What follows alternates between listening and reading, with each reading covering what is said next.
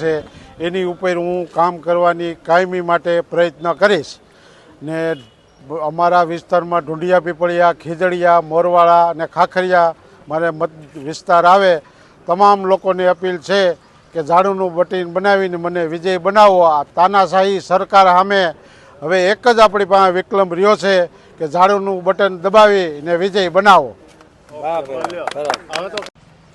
સત્યમ મકાણી, કુકાવ તાલુકા કોંગ્રેસ પ્રમુખ।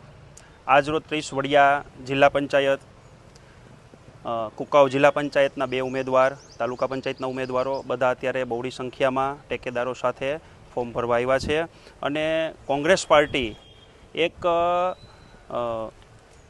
જે દેશને આઝાદી દેનારી પાર્ટી છે, ગરીબ, કિસાન, મજદૂરની પાર્ટી છે, તે વિચારને સાથે રાખી કોંગ્રેસ પાર્ટીએ ખૂબ સારા ઉમેદવારોને સિલેક્ટ કરી અને એને ટિકિટ આપી છે અને પોતાનું મેન્ડેટ આપ્યું છે।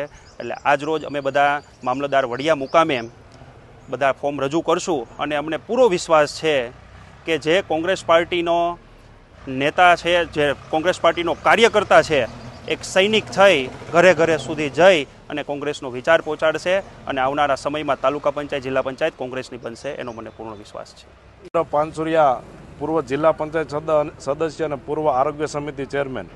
આજે અમે જિલ્લા પંચાયત તેમજ તાલુકા પંચાયત સીટના ઉમેદવારી નોંધાવવા માટે આજે અમે બહોળી સંખ્યામાં બહેનો અને ભાઈઓ સાથે આજે અમે અહીંયા બહુ ખૂબ ઉત્સાહથી અમે આજે ફોર્મ ભરવા આવ્યા છીએ અને કોંગ્રેસની જીત નિશ્ચિત છે। તાલુકા પંચાયત, જિલ્લા પંચાયત કોંગ્રેસની બનશે એ અમને પૂરેપૂરો વિશ્વાસ છે।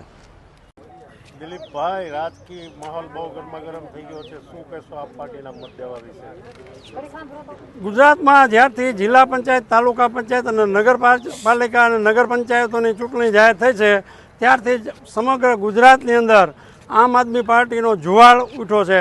વડિયા કુકાવ તાલુકામાં વડિયા જિલ્લા પંચાયત સીટ નીચે આવતી 6 તાલુકા પંચાયતની સીટ અને જિલ્લા પંચાયત વડિયા, દેવગામ અને મોટી કુકાવની સીટની અંદર ઉમેદવારોએ અતિ ઉત્સાહથી ઉમેદવારી નોંધાવી છે અને લોકોનો પણ એટલો પૂર્ણ સહકાર અમને મળ્યો છે અને મળે છે તે તમે આપ સૌ જોઈ રહ્યા છો।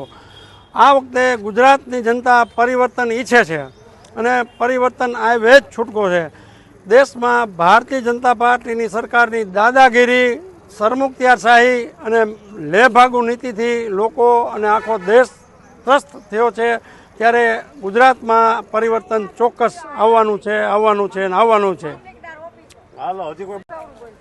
વિજય રામજીભાઈ રાઠોડ, મારા વાઇફ કોંગ્રેસની સીટ ઉપરથી લડે છે જિલ્લા પંચાયતની ચૂંટણી। પાર્ટીએ અમારી ઉપર વિશ્વાસ રાખ્યો છે અને અમે બહોળી સંખ્યામાં મતદાન કરીને કોંગ્રેસને જીતાવશું।